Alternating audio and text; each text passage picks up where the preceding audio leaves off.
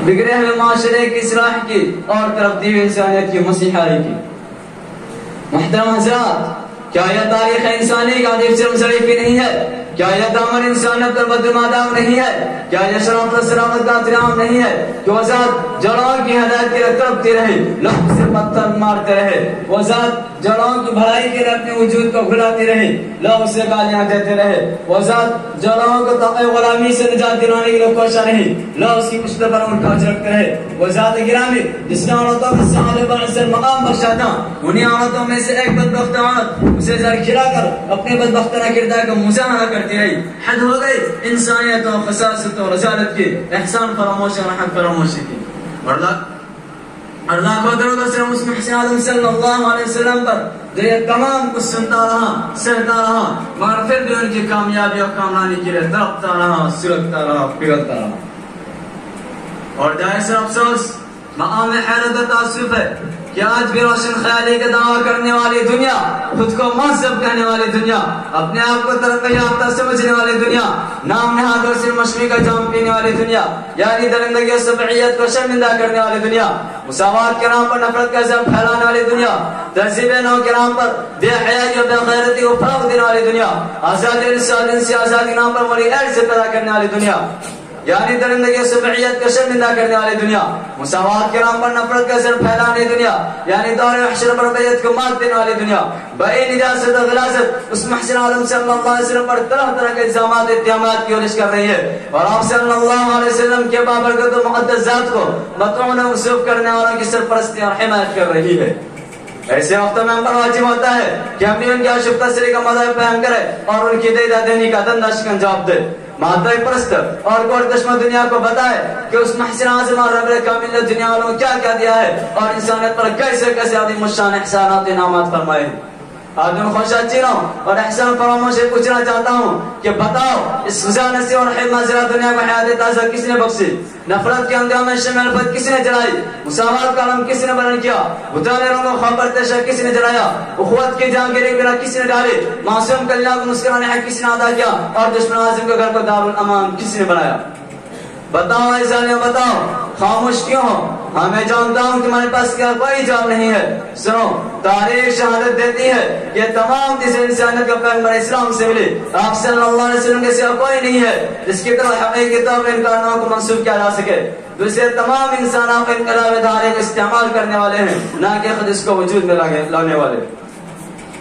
اور یہ لوگوں، مجھے یقین کامل اور اعتراض محکم ہے کہ جب تعصب کے اندھیروں کا زور ٹوٹے گا، بغض کے شعلے ٹھنڈے ہوں گے، جب انسانیت کو اپنے محسن کی تلاش ہوگی، جب انسان حقیقت کا متلاشی ہوگا تو اسے اسلام کی سلامت اور حقانیت تسلیم کرنی ہوگی. اسے آپ صلی اللہ علیہ وسلم کے آستائن ناز پر جبریل اصحم کرنی ہوگی. اسے آپ صلی اللہ علیہ وسلم کی بابرکت و مقدس ذات پر درود و سلام کی ڈالیاں نچار کرنی ہوگی، اور کم از کم اتنا تو کہنا ہی ہوگا.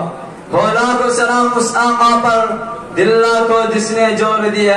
ہو لاکھوں سلام اس آقا پر دلہ کو جس نے جوڑ دیا،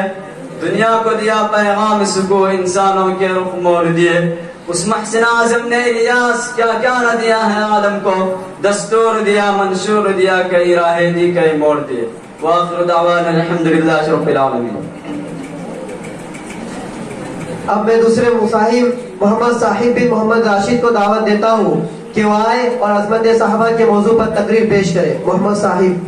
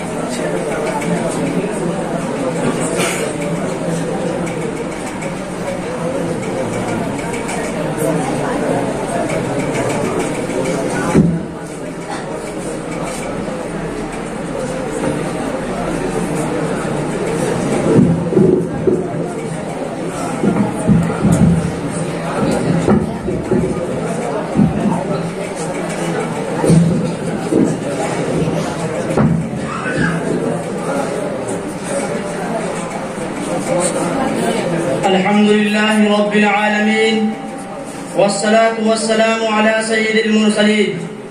وعلى آله وأصحابه أجمعين أما بعد فأعوذ بالله من الشيطان الرجيم بسم الله الرحمن الرحيم أولئك الذين امتحن الله قلوبهم للتقوى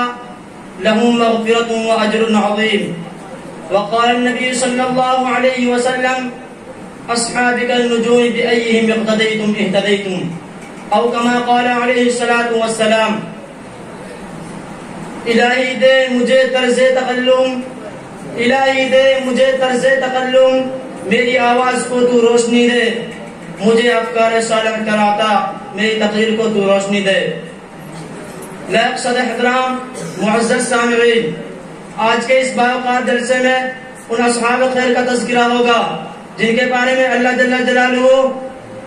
عما نوالہ نے ارشاد فرمایا یہ وہ لوگ ہیں جن کو دلوں کو اللہ پاک نے تقوی کے لیے خالص کر دیا ان کے لیے مغفرت کا اعلان اور اجر عظیم ہے نیز سرور کائنات صلی اللہ علیہ وسلم نے پیاری زبان سے فرمایا میرے صحابہ ستاروں کے مانند ہے جس کی بھی اقتدا کرو گے راستہ پا جاؤ گے دوستو خالق و مالک کا دستور رہا ہے کہ انسان کو ہدایت کے لیے رسولوں کو بھیجتا رہا چنانچہ حضرت آدم علیہ السلام کو بھیجا حضرت نوح علیہ السلام کو بھیجا حضرت ابراہیم علیہ السلام کو بھیجا حضرت موسیٰ علیہ السلام کو بھیجا حضرت عیسیٰ علیہ السلام کو بھیجا آخر میں شہنشاہ بقا تاجدار مدینہ سرور کائنات خاتم الانبیاء محمد رسول اللہ صلی اللہ علیہ وسلم کو بھیجا اب نبیوں کا سلسلہ ختم رسولوں کا سلسلہ ختم قیامت تک کوئی نبی آنے والا نہیں یہ دین آخری دین ہے یہ شریعت آخری شریعت ہے یہ مذہب آخری مذہب ہے یہی وجہ ہے کہ اللہ پاک نے آپ صلی اللہ علیہ وسلم کو صحابہ کی وہ پاکیزہ اور مقدس جماعت عطا فرمائی جس سے مذہب اسلام کو زندہ کرنے اور پھیلانے میں تن من دھن کی بازی لگا دی چنانچہ تاریخ شاہد ہے کہ ان سچے جانبداروں نے دین اسلام کے خاطر وہ قربانی پیش کی جس کی نظیر پیش کرنے سے عالم انسانی تہی دامن اور خالی ہے یہی وہ صحابہ ہے جو نے حکم خداوندی اور پیغام محمدی کو عام کرنے کے لیے گردنیں کٹا دی عورتوں کو بیوہ اور بچوں کو یتیم کر دیا محترم حضرات صحابہ کرام کی جماعت و جماعت ہے جس کو رب کائنات نے درس نبوت کے لیے منتخب فرمایا اور ہادی اعظم صلی اللہ علیہ وسلم کو ان کا معلم بنایا اور کتاب ہدایت قرآن پاک عطا فرمائی علامہ الغیوب نے خود ان کا امتحان لیا صحابہ کا مقدس گروہ امتحان میں پورا اترا خداوند قدوس نے انعام رضی اللہ عنہ ورضوا عنہ کا مزدہ سنایا حقیقت یہ ہے کہ صحابہ کرام دین کا ستون ہے صحابہ کرام کنتم خیر امت کے بلا واسطہ مخاطب ہے دوستو صحابہ پاک باز ہے ان کے قلوب تقوی طہارت سے لبریز ہے قرآن پاک میں جا بجا اللہ تعالیٰ نے ان کی تعریف فرمائی کہیں فرمایا اولئک هم المفلحون کہیں فرمایا اولئک هم الراشدون کہیں فرمایا اولئک هم الصادقون کہیں فرمایا اولئک هم الفائزون حدیث پاک میں رسول عربی صلی اللہ علیہ وسلم نے فرمایا اگر تم میں سے کوئی شخص احد پہاڑ کے برابر سونا خرچ کرے تو صحابہ کرام کے ایک پاؤں کے برابر بھی نہیں ہو سکتا دوستو صحابہ واجب الاحترام ہے ان کا تذکرہ اچھائی کے ساتھ کرنا لازم اور ضروری ہے یہی وہ صحابہ ہیں جو دین اسلام کے لیے زندگی وقف کر دی یہی وہ صحابہ ہیں جو نے آفتاب ہدایت سے بلا واسطہ نور حاصل کیا تھا یہی وہ صحابہ ہیں جو نے ہمیشہ دنیا پر آخرت کو ترجیح دی یہی وہ صحابہ ہیں جنہیں خوف خدا کا سرمایہ حاصل تھا یہی وہ صحابہ ہیں جو نے گھر بار چھوڑ کر رضا حق کو اپنی زندگی بنایا یہی وہ صحابہ ہیں جو موت سے نہیں بلکہ موت ان سے ڈرتی تھی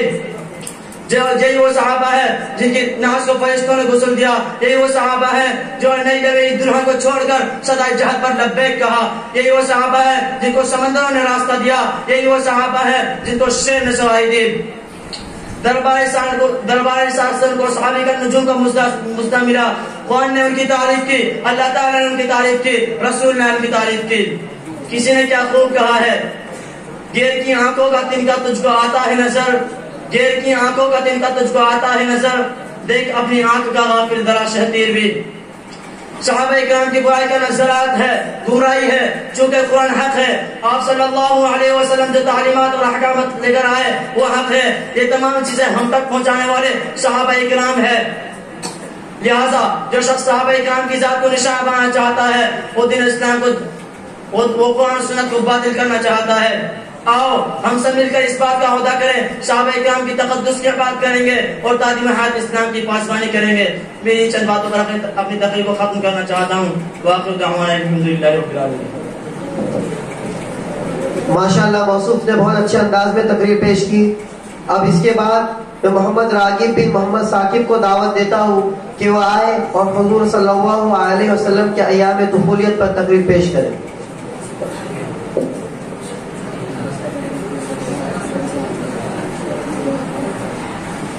الحمد لله الذي أبدع الأفلاك والأرزين والصلاة والسلام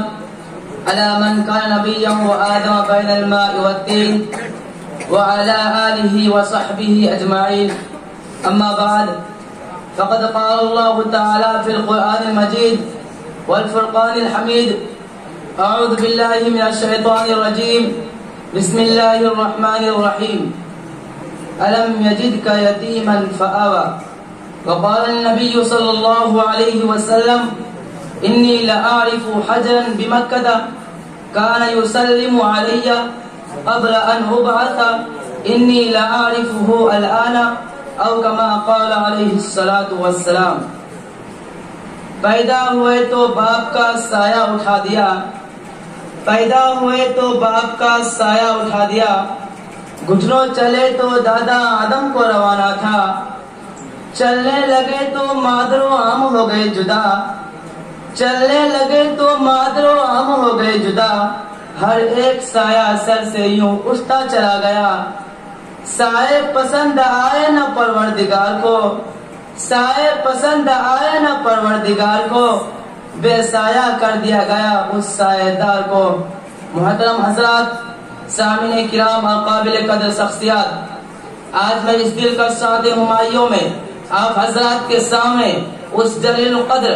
عظیم المرتبت اور رفیع الشان ہستی کے تذکرے کی سعادت حاصل کر رہا ہوں،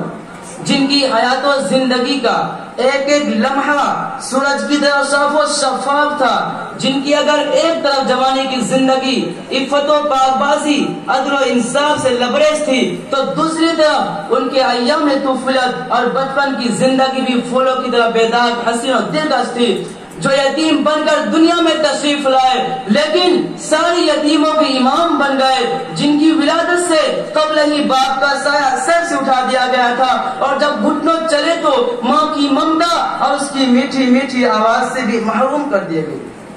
جنہوں نے ایسے سنسان ماحول میں چلنے کا طریقہ سیکھا تھا جو انتہائی بھیانک، پرخطر اور خوفناک تھا۔ ہر طرف گلی کوچے میں تلواروں کی جھنکار، گالی گلوچ کی آواز سنائی دیتی۔ اللہ اللہ، کتنا خوفناک منظر تھا کہ باپ باپ چلاتی ہوئی معصوم بچیاں زندہ درگور کر دی جاتی، ایک خدا کو چھوڑ کر سینکڑوں دیوی دیوتاؤں کی پرستش کی جاتی تھی۔ وہاں کا ایک ایک بچہ تہذیب و تمدن سے نابرد شراب نوشی، گوئی بے حیائی کا ہوسناک تھا۔ سورج طلوع ہوتے ہی مکہ کی گلیوں میں بچوں کی بھیڑ لگ جاتی، رقص و سرود، ناچ گانا، خاک و پتھر ان کا محبوب مشغلہ ہوتا تھا، فحش گالی گلوچ ان کے لبوں پر مچلتا تھا، لیکن قربان جائے آمینہ کی لال اور عبداللہ کے در یتیم پر، جن کی آمد پہ لاکھوں سلام، جن کی ولادت پہ لاکھوں سلام، جن کی طفولیت پہ لاکھوں سلام، جن کی شبابیت پہ لاکھوں سلام، جن کی نبوت پہ لاکھوں سلام، جن کی رسالت پہ لاکھوں سلام، جن کے قدموں پر سو جاؤں قربان۔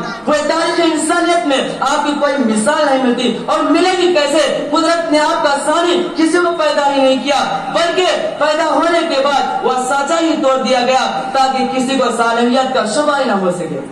آپ کے بیست بے مثال، آپ کی رسالت بھی بے مثال، آپ کا مرتبہ بے نظیر، آپ کی نبوت بے نظیر، آپ کا مقام بے اللہ، آپ کی شان بے ناری، اس لیے آپ کی طفولیت بڑی شان والی تھی۔ حضرت رضی اللہ عنہ فرماتے ہیں کبھی آپ صلی اللہ علیہ وسلم نے کسی کو گالی نہیں دی، نہ کبھی کسی سے فحش کلامی کی، نہ کبھی کسی سے بدعہدی کی، نہ کبھی کسی سے بدعہدی کی، اور نہ دغابازی کی، نہ کبھی کسی گانے بجانے کے مجلس میں شریک ہوئے، اور نہ ہی کبھی گولا کی کبھی آپ نے پرستش کی۔ زمانہ جاہلیت کے اس پرمعصیت گندے ماحول میں آپ کا لڑکپن اتنا صاف و شفاف تھا کہ دور طفولیت ہی میں آپ کے ہر طرف عدل و انصاف، تقویٰ و اطاعت کے چرچے ہونے لگے تھے۔ مکہ کی گلیوں میں آپ کی صداقت و امانت، عفت و طہارت کا شور تھا۔ خاندان قریش میں کوئی تبصرہ کرتا کہ آمنہ کا لال کتنا نیک بھولا بھالا ہے، لات و عزا کی قسم ایسا نیک اور پاکیزہ بچہ نہ تو میری آنکھوں نے دیکھا ہے نہ میرے کانوں نے سنا ہے۔ تو کوئی کہتا عبداللہ کا در یتیم وعدہ کا کتنا سچا ہے، زمین پھٹ سکتی ہے، آسمان ٹوٹ سکتا ہے، مگر عبداللہ کا لاڈلا وعدہ کی تکمیل سے کوئی باز نہیں آ سکتا۔ ملا ہے آمنہ کو فضل باری سے یتیم ایسا، ملا ہے آمنہ کو فضل باری سے یتیم ایسا، نہیں ہے بحر ہستی میں کوئی در یتیم ایسا۔ میرے عزیز دوستو، یہ قدرت کا نظام ہے، جب کسی انسان کو بڑا بانا ہوتا ہے تو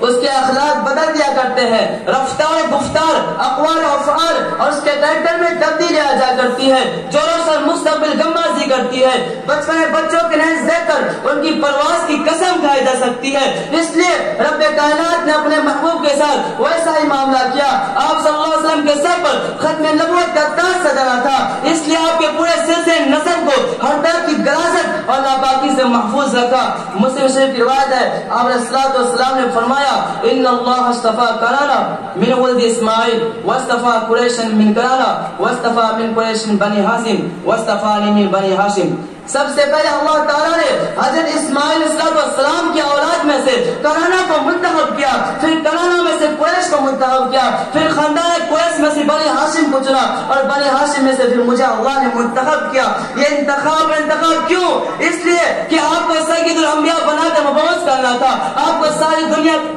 انہیں چند باتوں میں اپنے تقریر کو ختم کرتا ہوں۔ ماشاءاللہ موصوف نے بہت بہترین انداز میں تقریر پیش کی۔ اب اس کے بعد میں محمد سعود بن منصور عالم کو دعوت دیتا ہوں کہ وہ آئے اور اسلام و عدل و مساوات کے آئینے میں موضوع پہ تقریر پیش کرے۔